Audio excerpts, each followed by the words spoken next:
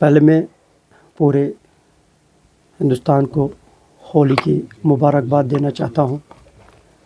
होली, खुदा करे कि इस होली के त्यौहार को हमारे लिए खुशी का त्यौहार लाए और हमारे हिंदुस्तान को तरक्की की तरफ ले जाए और ख़ास तौर पर हमारे कश्मीर को तरक्की की तरफ ले जाए।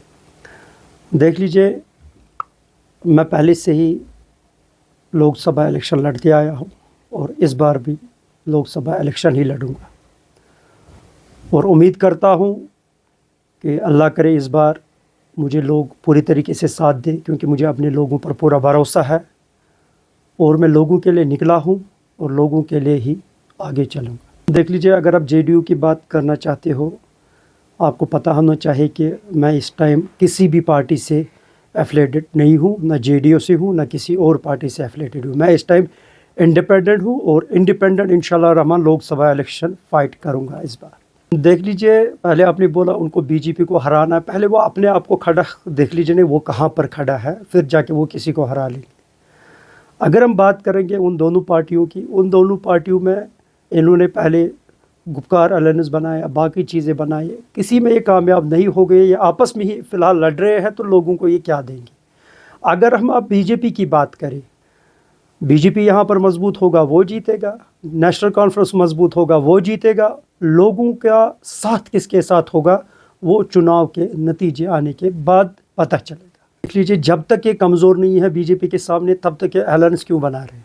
इनको पता है कि हम कमज़ोर हैं, इनको बौखलाहट आई है ताकि बीजेपी यहाँ पर मजबूत हो रहा है, बीजेपी मजबूत होने के लिए ये लोग अलायंस बना रहे हैं। इसमें कुछ नहीं है, कोई भी कुछ कर सकता है, क्योंकि ये मैदान में फ़ाइट है। लोग किसको जितवाएंगे, क्या करेंगे, ये आने वाले दिनों में, अब ज़्यादा दिन नहीं रहे हैं, आने वाले दिनों में जब नतीजे सामने आएंगे तो उस टाइम पता चलेगा। लीजिए, मैं अपने मनोज सिन्हा से गुजारिश करना चाहता हूँ कि यहाँ पर जो जेवीसी हॉस्पिटल या चिल्ड्रन हॉस्पिटल है, दवा की दुकानें हैं मगर 2-2 किलोमीटर दूर है।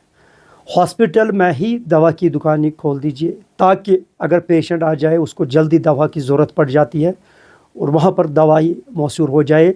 जब भी कोई पेशेंट आता है 2 घंटे लगते हैं पैदल जाने में दवाई लाने के लिए, हज हाउस से आगे हमें दवाई लाने के लिए जाना पड़ता है और उससे लोग सफ़र कर रहे हैं। अगर वहाँ पर अगर हम जेवीसी की बात करें, जेवीसी में इतनी जगह है, एक दवाई का दुकान खुला हुआ है वो भी गेट के सामने 1 किलोमीटर के बाद, 1.5 किलोमीटर के बाद, जबकि लोग सफ़र कर रहे हैं उससे। हॉस्पिटल के सामने अगर सरकारी या प्राइवेट मेडिकल शॉप ये डाले जो रजिस्टर्ड हो या क्या हो, जो उनकी फॉर्मेलिटीज़ हो, ताकि यहाँ पर लोगों को आसाइश मिल जाए, ना कि उन बेचारों को यहाँ पर घर घर घूमना पड़े। साथ ही साथ में हुकाम से जो हमारे मुश्ताक साहब है डायरेक्टर हेल्थ, उससे भी गुजारिश करना चाहता हूँ कि आप भी वहाँ पर जाइए, आप कैजुअल्टी से लेकर वहाँ तक चलिए, देख लीजिए सांस फूक रहा है, दवाई 1 टैबलेट लाने के लिए।